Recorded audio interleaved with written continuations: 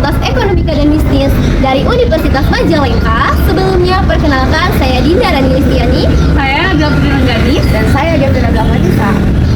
Jadi kami di sini akan mengulik dan mewawancarai koperasi yang ada di sekolah SMAN 2 Majalengka dalam mensejahterakan warga sekolahnya. Sekaligus melihat bagaimana sih strategi mereka dalam mengelola pasar internal di sini.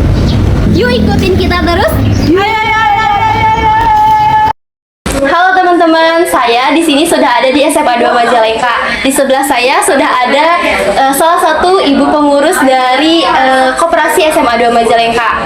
Nah teman-teman, sebelum kita mulai ke pembahasan dan pertanyaan-pertanyaan, boleh ibu perkenalkan diri terlebih dahulu dengan ibu siapa? Saya Ibu Selvia. Ibu Selvia. Betul. Ibu salah satu pengurus ya ibu di koperasi SMA 2 Majalengka mungkin ya. Saya sebagai badan pengawas. Oh, badan pengawasnya cukup keren. Nah, Ibu, boleh kita langsung saja mungkin ya? Boleh. Ya. Ibu, terlebih dahulu Ibu, yang pengen kita ketahui itu siapa sih pengurus atau penanggung jawab utama gitu koperasi di sini tuh siapa ya? Kalau untuk penanggung jawab koperasi jelas ya, karena koperasi itu ada pembina itu kan kepala sekolah. Iya. Jadi untuk penanggung jawab utama jelas ada di kepala sekolah, tapi kita untuk operasional harian, untuk koperasinya sendiri itu ada yang namanya ketua koperasi. Oke. Nah, untuk di SMA 2 ini ketua koperasinya oleh Pak Toto. Ya, betul. Baik, Pak Toto ya. Ibu, kapan sih koperasi SMA 2 ini tuh didirikan atau mulai beroperasi tuh, Bu? Mulai beroperasinya itu kalau lihat dari akta pendirian itu tanggal 17 Juni tahun 96. Udah lahir. Udah lama banget, aku belum lahir. Masya Allah, lama banget ya Ibu. Iya, betul. Nah Ibu, saat ini jumlah anggotanya itu ada berapa ya kira-kira Ibu? Per bulan ini itu ada 95 orang. Wah. Nah, di akhir tahun kemarin itu kan sempat berkurang, ada yang keluar, Ada yang join juga mungkin. betul, ada yang keluar, ada yang masuk. Sampai dengan bulan ini ada 95 orang. Banyak banget ya, hampir 100. Ada 100. Baik Ibu, kita langsung saja ke pertanyaannya ya. Bagaimana sih pihak koperasi itu menanamkan nilai-nilai tuh kemandirian kayak tanggung jawab pribadi kepada seluruh anggotanya Ibu? Kayak gimana? Jadi untuk koperasi sendiri untuk meningkat atau menanamkan nilai-nilai kemandirian sama tanggung jawab itu lebih ke kayak pembayaran kewajiban tepat waktu gitu kan, karena kebetulan di SMA ini kan ada simpan pinjam unitnya, kemudian selain itu ada partisipasi aktif seluruh anggota dalam permodalan. Karena kan di koperasi itu kan ada simpanan wajib, simpanan pokok, itu jelas harus selalu Ditanamkan kemandiriannya. untuk kemandirian. Jadi kita nggak usah ngejar lagi nih, ayo bayar gitu. Sudah tertanam. Betul. Baik Ibu, bagaimana sih sistem perhitungan dan pembagian sisa hasil usaha atau SHU yang ditetapkan atau diterapkan kepada anggota berdasarkan tingkat keterlibatan anggotanya sendiri? Oke, jadi kalau SHU dari teorinya aja kita udah tahu ya, kalau untuk pembagian SHU itu jelas sesuai dengan keterlibatan anggota tersebut. Semakin tinggi atau semakin besar jasanya terhadap koperasi, jelas SHU-nya akan Semakin besar. Baik, kalau di koperasi SMA 2 ini kan untuk SHU-nya itu dari total keseluruhan, kemudian dikurangi biaya operasionalnya, jelas ya. Ya. Ini ada dua jenis dua porsi utama, ada jasa modal sama jasa usaha. Persenannya juga mungkin Ya, sudah persentasenya itu tergantung dari rapat di rawat anggota. akhir ya. Oke. Betul. Oke Ibu. Apakah koperasi sekolah tuh menerapkan perbedaan harga gitu antara anggota gitu dengan non anggota, kayak perbedaan harga belanja yang bagi yang sudah resmi terdaftar sama yang enggak gitu, itu gimana Ibu? Kalau untuk harga barangnya sih sama ya, nggak ada perbedaan antara anggota dan non anggota. Iya. Karena kan kita juga untuk untuk kemudahan pembayaran aja sih. Ditakutkan salah ini ya. Jadi takut salah ngasih harga. Iya, karena ada perbedaan tersebut. Konsumen gitu kan ke anggota, baik anggota maupun non anggota. Cuman ya itu dia kan, kita selalu kasih pemahaman kalau misalkan jadi anggota ini lebih menguntungkan loh dibandingkan yang non anggota, karena jelas kalau anggota itu banyak jajan. Iya, banyak ini juga keuntungannya Iya, tadi banyak nanti akhirnya ujung-ujungnya balik lagi kan ke kita ya, betul-betul. dapatnya SHU nanti. Iya, betul-betul. Baik Ibu, terima kasih ya sudah meluangkan waktunya dan juga menjawab pertanyaan-pertanyaan dari kami. Oke, sama-sama.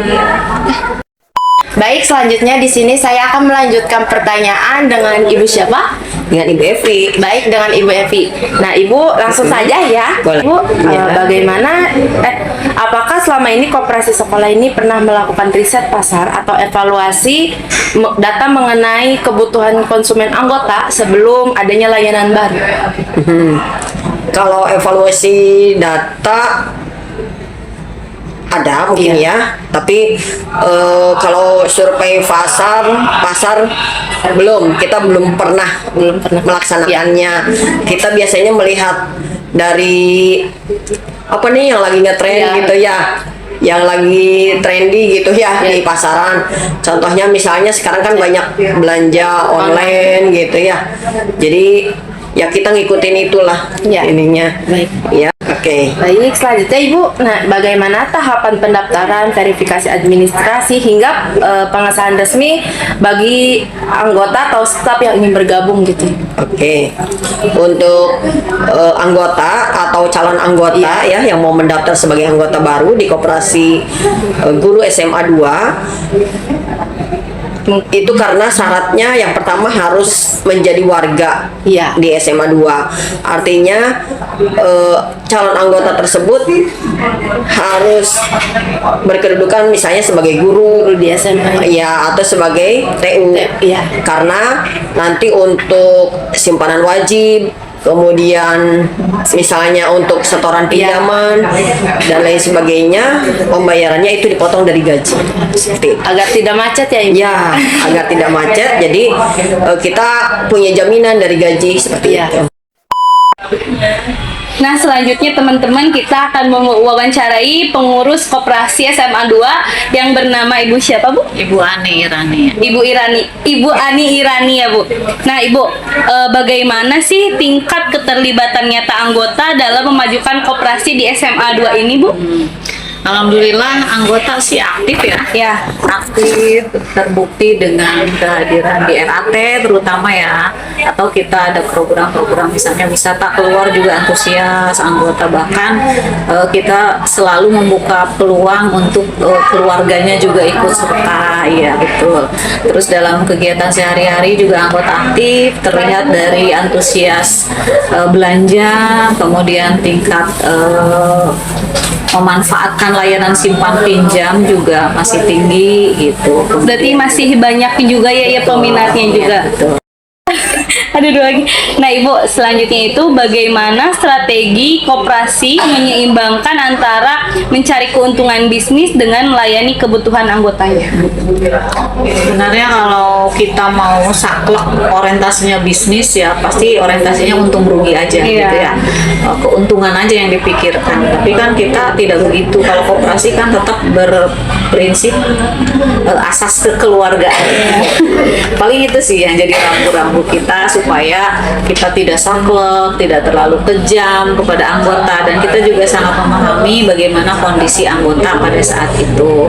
Nah, kita memberikan keleluasaan misalnya ketika anggota diharuskan store, misalnya ya store pinjaman di bulan itu. Nah, tapi anggota misalnya merasa saat itu kondisinya tidak memungkinkan, ya kita bolehkan tidak membayar pokoknya, bayar jasanya dulu, nggak apa-apa. Berarti bisa dicicil gitu ya? Ya betul, bisa dicicil. Adalah asas kekeluarganya tetap kita pegang teguh. Nah, Ibu, ini yang paling terakhir banget nih, Bu nih. Apa harapan dan rencana koperasi SMA 2 ini ke depannya, Bu? Ya, harapan kedepannya tetap maju ya. Sekarang omsetnya di angka sekian, ya ke depan harus lebih besar lagi kan gitu ya. Jangan sampai menurun ya, Bu. Iya betul. Walaupun mungkin ada satu PR besar nih yang dihadapi koperasi terkait dengan kondisi anggota yang cenderung sudah mulai banyak anak-anak muda yang secara ekonomi lebih mandiri gitu ya. Ini patut kita waspadai ya. Barangkali ke depan minat untuk pinjam ke koperasi itu menurun. Ini kan kita harus punya ide-ide baru ya. Iya. Ide-ide baru. Nah, diharapkan dengan begitu ada sumbangsi dari semua anggota gitu untuk tetap memanfaatkan bagaimana koperasi kita ini supaya tetap berjalan dan bahkan lebih maju lagi, harapannya seperti itu. Terima kasih banyak atas waktunya telah memberi kesempatan pada kami untuk mewawancarai Koperasi SMA 2 ini. Semoga dengan harapan-harapannya dapat terkabul dan koperasi dapat lebih maju lagi. Sama-sama, terima kasih.